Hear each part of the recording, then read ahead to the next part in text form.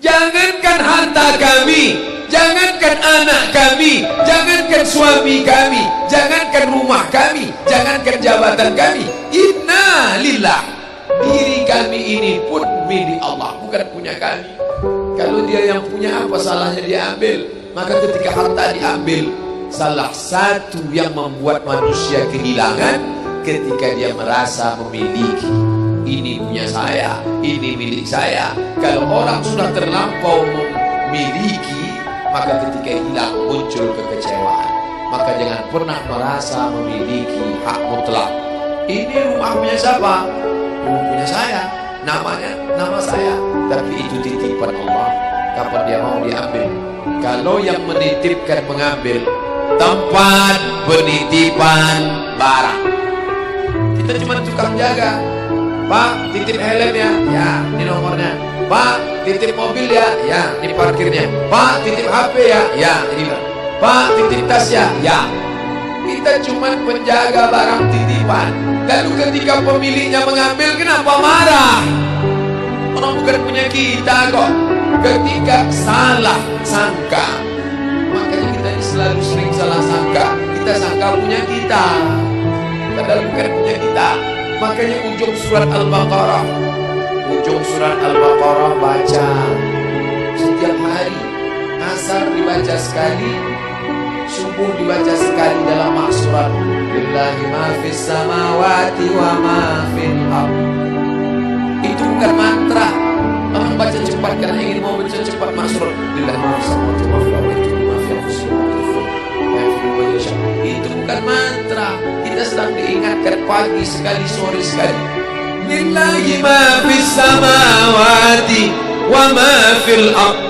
Apa yang di langit, apa yang di bumi, lillah, bukan punya kamu. Kenapa? Kalau sampai kita katakan punya kita, lalu ketika dia hilang, kita stres, kita depresi. Orang yang kehilangan anak, dia tidak sedih. Kenapa? Karena itu pergi duluan, nanti dia akan menyusul belakang. Suami kehilangan istri, dia tak sedih. Kenapa? Karena sudah dibawanya ganti yang baru, Pak Ustaz. Bukan. Dia tak sedih, kenapa? Karena dia tahu nanti saya akan berjumpa dengan dia di tempat yang lebih kekal abadi. Sekarang kalau saya hidup sama-sama dia, dia tua, dia keriput, dia sakit, dia mati. Nanti saya berjumpa lagi dengan dia. Di mana? Di tempat kekal abadi yang tak pernah sakit, tak pernah mati. La yadkhulul jannata ajuzun. Nenek-nenek tak masuk surga. Menangislah si nenek tadi begitu jumpa dengan Nabi. Kamu kenapa nangis? Kata Nabi. Ya Rasulullah, aku tersinggung ucapanmu. Kau bilang nenek-nenek tak masuk surga. Kata Nabi, memang tak ada orang tua di surga. Kalau begitu aku tak masuk surga, kamu masuk. Terus nanti kamu masuk, kamu jadi muda lagi. Orang di surga itu umurnya 30, 33, 30, 31, 32, 33. Kenapa umur itu? Kalau nenek-nenek masuk surga, di dalam surga banyak kenikmatan. Sedang di surga, di dunia dia tak bisa pergi hari raya ke rumah orang, makanannya kacang tauhid. Umur 70 mau makan apa?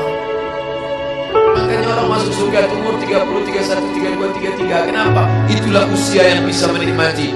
Oh, jadi maknanya bukan orang tua tak masuk surga.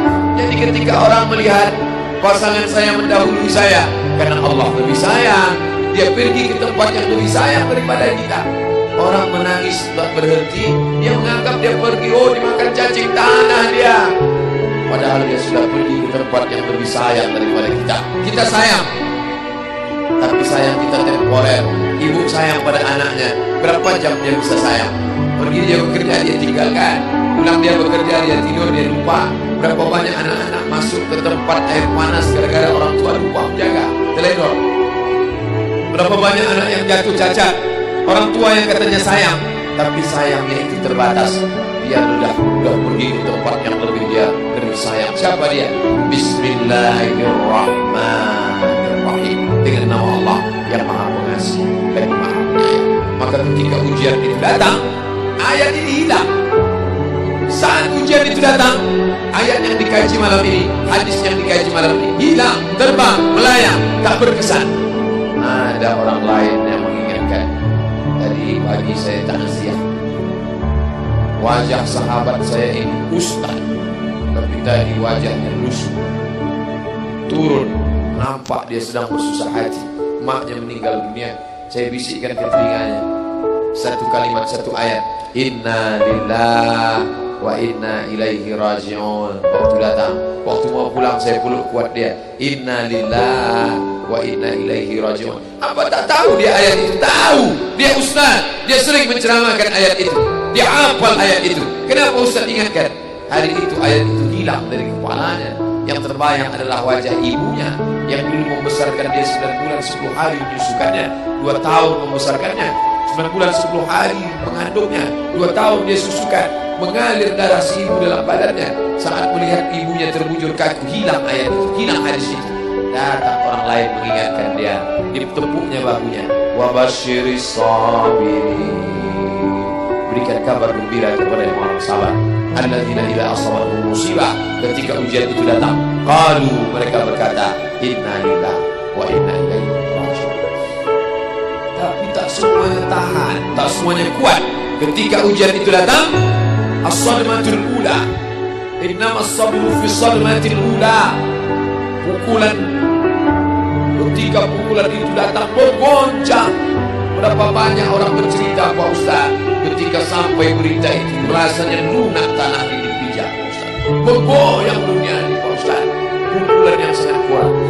Dan tak jarang ketika pukulan itu datang bertubi-tubi, akhirnya dia mulai senyum. Selama ini nengok orang lewat sini, lama-lama nengok oplet lewat sini. Apa yang dikatakan Allah Subhanahu wa Ta'ala? Apa maknanya? Tidak ada tempat bersandar yang paling kuat kecuali dia. Bersandar di sebatang pohon, pohon akan labu. Bersandar kepada orang, orang akan mati. Bersandar kepada dia, hayyun la yamut, dia yang hidup tidak akan mati itu selama. Ya hayyu ya qayyum ya bani as-samawati wal ard ya zal jalali wal ikram ya fa'il lima yurid ya man arada amran innama amruhu idza arada syai'an ay yaqula lahu kun. Maka berserahlah kepada dia. Makanya selesai sholat tadi kita diajak imam berserah kepada dia. La ilaha illallah wahdahu la syarika lah, lahul mulku wa lahul hamdu yuhyi wa yumiit. Empat inilah yang membuat orang kuat. Lahul mulku, kalau kekuasaanmu hilang, jangan kau sedih. Kenapa? Karena yang punya itu dia. Lahul mulku. Kalau kau dulu dipuji-puji orang, jangan kau sedih. Kenapa? Karena yang punya pujian dia. Lahul mulku wa lahul hamdu. Kalau keluargamu hilang, jangan kau sedih, karena punya dia. Yuhyi wa yumiit. Dia yang menghidupkan.